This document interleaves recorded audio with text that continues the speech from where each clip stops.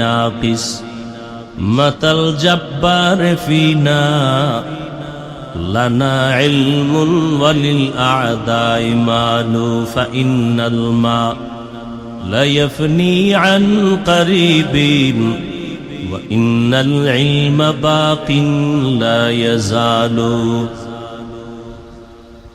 দুনিয়ায় সম্মানের জায়গায় বসতে হলে দুই পুঁজির একটা লাগে, হয়তো টাকা, না হয় শিক্ষাগত জ্ঞানের যোগ্যতা। হযরত আলী বলেন, হে দয়ার মালিক, সম্মানের জন্য তুমি আমাদের টাকা দাও নাই, ইলমে ওহী জ্ঞানের ভান্ডার দান করেছো, শুকর আদায় করি। টাকা পাই নাই, ইলম পেয়েছি, কোরআন ও হাদিসের ইলম। টাকা না পেয়ে খুশি কেন? বলে ইলম ওয়ালার ইলম আজ আছে, জীবনে ইলম বিদায় হবে না। আর মাল আজ আছে কাল থাকবে না। ইলম মানে তুলনায় বড় দামি এক সম্পদের জন্য শুকর আদায় করি। ইলমেরা এজাজ করদান বেহিসাব, খলকেরা দাদান জওয়াবে বাসওয়াব হক নদারত, দোস্তে খলকা জারেরা নিস্তে ই খসলত কে দিন দারেরা। হযরত আলী রাদিয়াল্লাহু তাআলা আনহু আল্লাহর শুকর আদায় করেন, হে মালিক, তুমি আমাদের সম্পদ আর মাল দাও নাই, তুমি ইলমে দ্বীন দান করেছো, শুকর আদায় করি। ইলম বড় দামি এক সম্পদ। টাকাওয়ালার টাকা আজ আছে কাল থাকবে না। ইলম ওয়ালার ইলম সিনায় ঢুকবে, কখনো ইলম বিদায় হবে না। টাকাওয়ালার যত টাকা বাড়ে তত দুশ্মন বাড়ে, ইলমওয়ালার ইলম যত বাড়ে তত বন্ধু বাড়ে। টাকাওয়ালার যত বয়স বাড়ে তত ঘৃণা বাড়ে, ইলমওয়ালার যত বয়স বাড়ে সকলের মুহাব্বত বাড়ে। হযরত আলী শুকর আদায় করেন। কই টাকাওয়ালা? চট্টগ্রামের জমিনে ঘুমন্ত শাহ আমানত রহমতুল্লাহ আলাইহি দুনিয়াদার এক টাকাওয়ালার খাদেম ছিল, সরকারি কর্মচারী, অথচ ওই দুনিয়াদারের কোনো অস্তিত্বই নাই। আর শাহ আমানত রহমতুল্লাহ আলাইহির নাম বিধর্মীরা পর্যন্ত শ্রদ্ধার সাথে স্মরণ করে। এটা টাকার বাহাদুরিতে হয় নাই, জ্ঞানের আলো ইলমের বরকতেই হয়েছে। আজ গোটা দুনিয়ার শিক্ষিত মানুষ ডাক্তার জাকির নায়েকরে চিনে, জানে, সম্মান করে, ভক্তি শ্রদ্ধা করে, টাকার কারণে না, একমাত্র তার জ্ঞান, তার আদর্শ। আরে আদর্শই বড় দামি এক সম্পদ। টাকাওয়ালার টাকা আছে, সম্মান আছে, টাকা নাই, সম্মান নাই। ক্ষমতাওয়ালার ক্ষমতা ছিল, সম্মান ছিল, ক্ষমতা নাই, সম্মানও নাই। আর আমাদের আল্লাহ ইলমে দ্বীন দান করেছেন। করোনার মতো ভয়ঙ্কর হালাতের মধ্যেও আমাদের মাদ্রাসাগুলো বন্ধ হয় নাই। ইলমেরা এজাজ করদান বেহিসাব, ইলমেরা এজাজ করদান বেহিসাব, খলকেরা দাদান জওয়াবে বাসওয়াব। আমরা আগেও যেমন ছিলাম এখনো আছি। আর আমরা বলতে যারা একেবারে কওমি অঙ্গনের, আমরা তো আরো মানুষের নজরে একটু একটা পাশে আমরা বসে আছি। কারণ এখানে পড়লে সরকারি সার্টিফিকেট নাই, চাকরি নাই, কত অজুহাত আমাদের উপরে, কত অভিযোগ। কওমিতে পড়লে চাকরি পাওয়া যায় না, কত কথা। কিন্তু আমাদের মতো মুকুটহীন সম্রাট এ জমিনে আর কেউ নেই।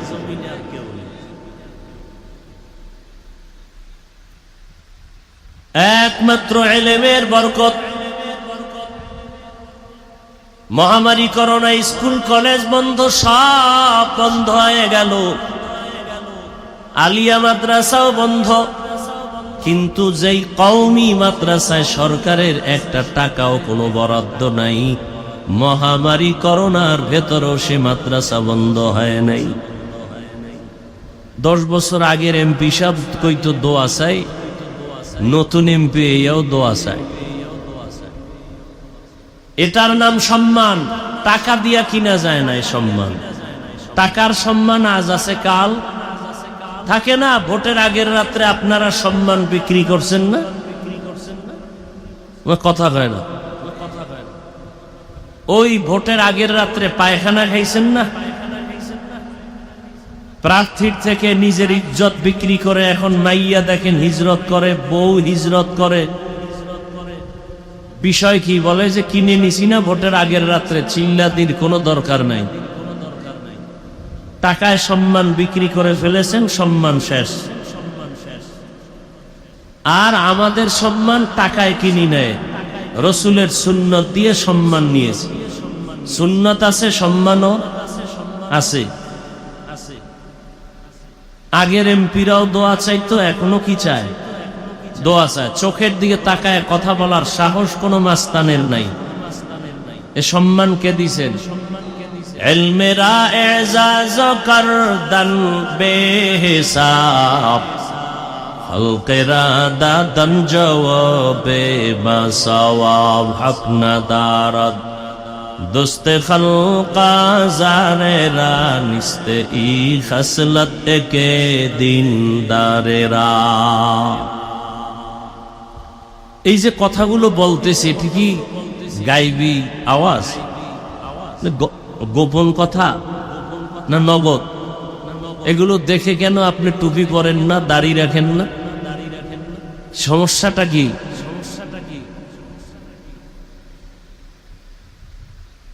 আখেরাতের চিন্তা নাই, মরণের ভয় নাই। এ কারণে আপনি মুসলমান, আমিও মুসলমান। আপনার আমার আল্লাহ এক, নবী এক, কোরআন এক, কাবা এক, ধর্ম এক, কালেমা এক।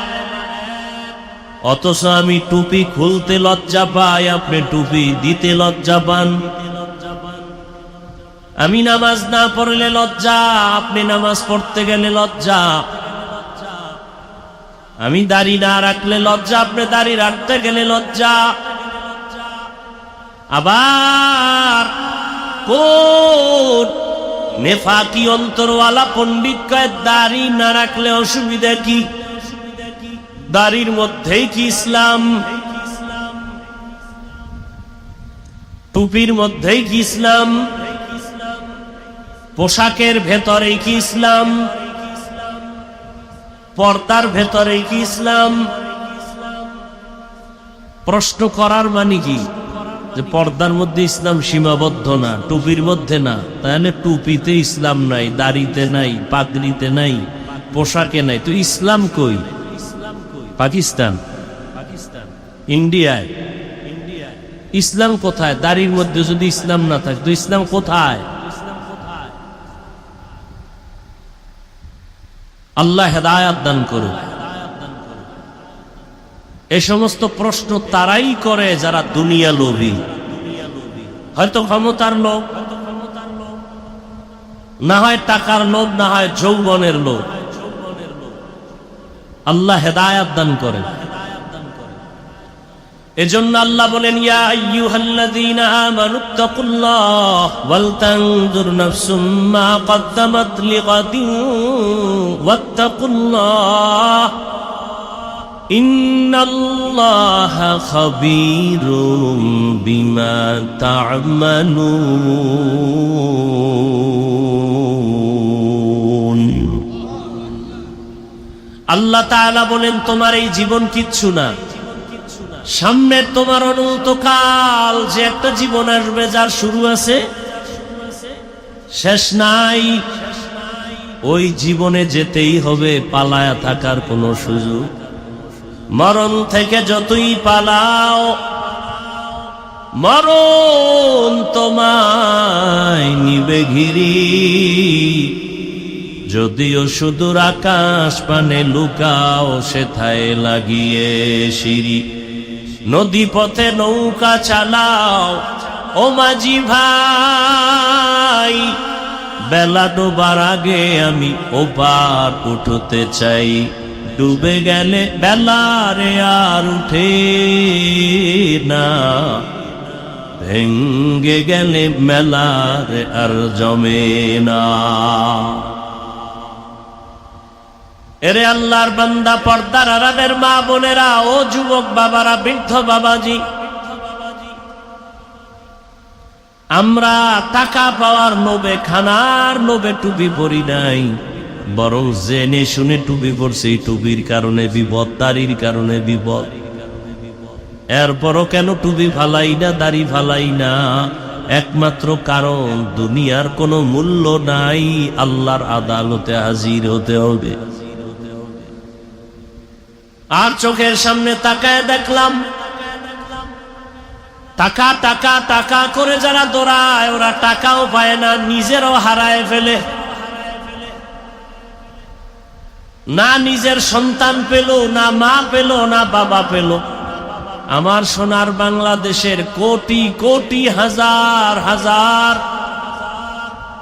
কোটি টাকার মালিক চাইলে তারা তাদের টাকায় বাংলাদেশের সরকারেরা চলে, এই দেশটা কয়েকবার কিনতে পারে, এমন টাকার মালিক। কিন্তু কপাল এত খারাপ, মা মরিয়া গেল, জানাজায় যেতে পারে না কাছে তাইকা। কারণ এমন গুণ অর্জন করছে, জানাজায় গেলেই মানুষ জুতা দিয়া মারবে। কেমন কপাল!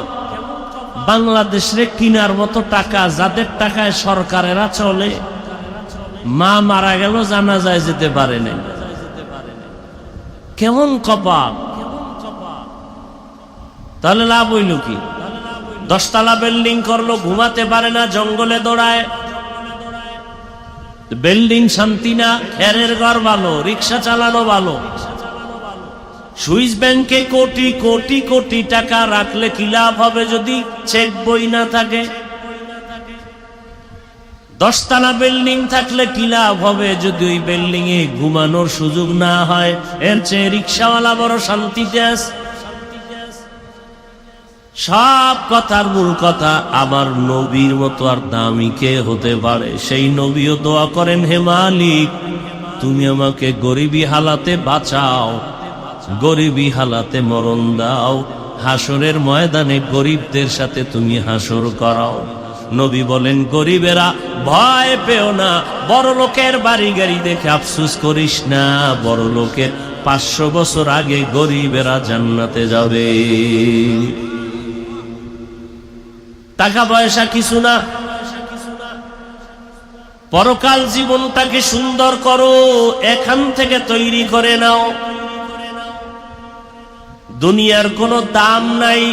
قال النبي صلى الله عليه وآله وسلم الدنيا خلقت لكم وأنكم خلقتم للآخرة। দুনিয়াতে যাহা কিছু দেখো সব তোমার আমার গোলাম, আর তুমি আমি আল্লাহর গোলাম। গর্তের পিপিলিকার খানা কে দেন? আরো আস্তে করে বলেন। জঙ্গলের প্রাণী পশু পাখির খানা কে দেন? আল্লাহ। নদীর মধ্যে হাজারো ধরনের মাছ, মাছের খানা কে দেন? ওরা দামি না আমরা দামি? তো পিপিলিকার খানা যদি আল্লাহ দিতে পারে, আমাকে দিবে না? কি ইয়া আইয়ুহান নাস আনতুমুল ফুকারাউ ইলাল্লাহ। ও দুনিয়ার মানুষ, তোমরা সব ফকির, ধনীকে। ওয়াল্লাহু হুয়াল গানিয়ুল হামিদ।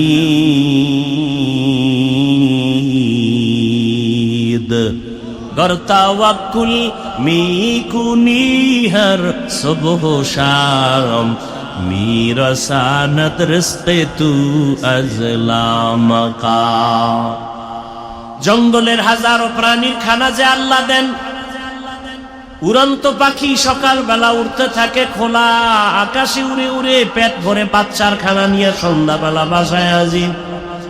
কে খাওয়ায়? আল্লাহ। ওদের খানা দিলে আমাকে দিবে, এটাই তো বাস্তব। কিন্তু আমরা খানায় কেন কষ্ট পাই? পিপিলিকার খানায় কষ্ট নাই, গরুর খানায় কষ্ট নাই।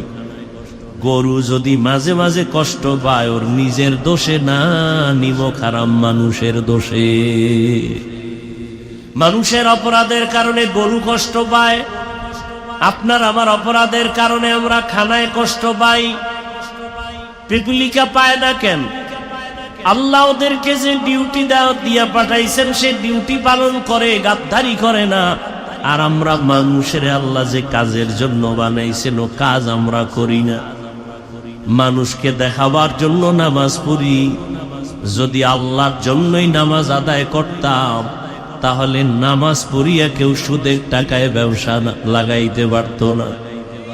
কত নামাজি নামাজ পড়ে সুদের টাকায় ব্যবসা করে, অথচ সুদের সাথে যারা জড়িত 24টা ঘন্টা তার আপন মায়ের সাথে জেনার গুনাহ।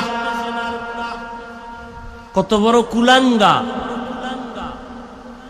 জীবনে যতটা মোনাজাত দিবে সুদের খাতায় নাম থাকা অবস্থা একটা মোনাজাত কবুল হবে না।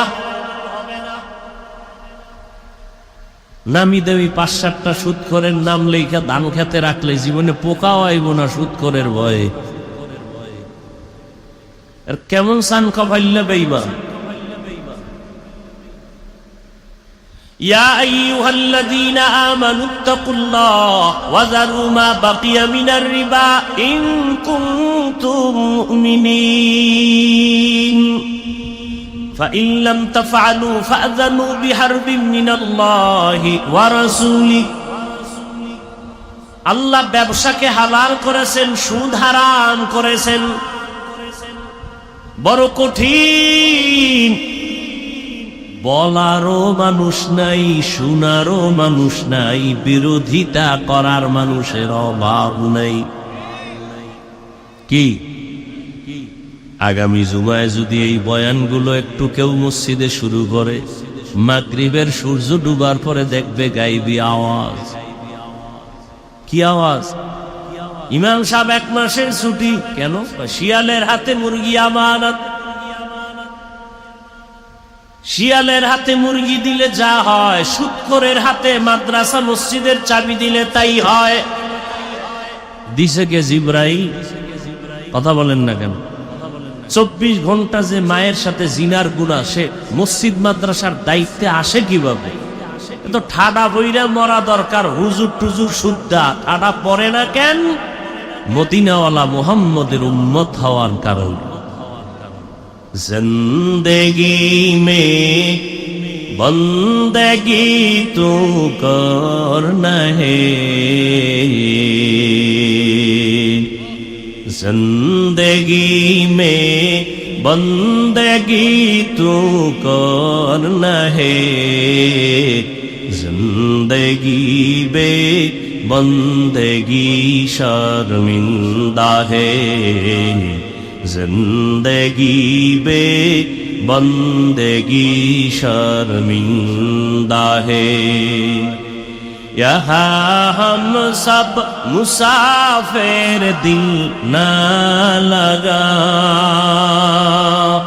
अहले दिल की नजर से रूह करता जा।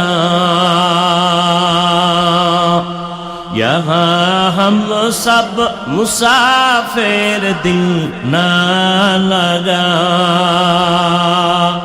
अहले दिल की नजर से रूह करता जा।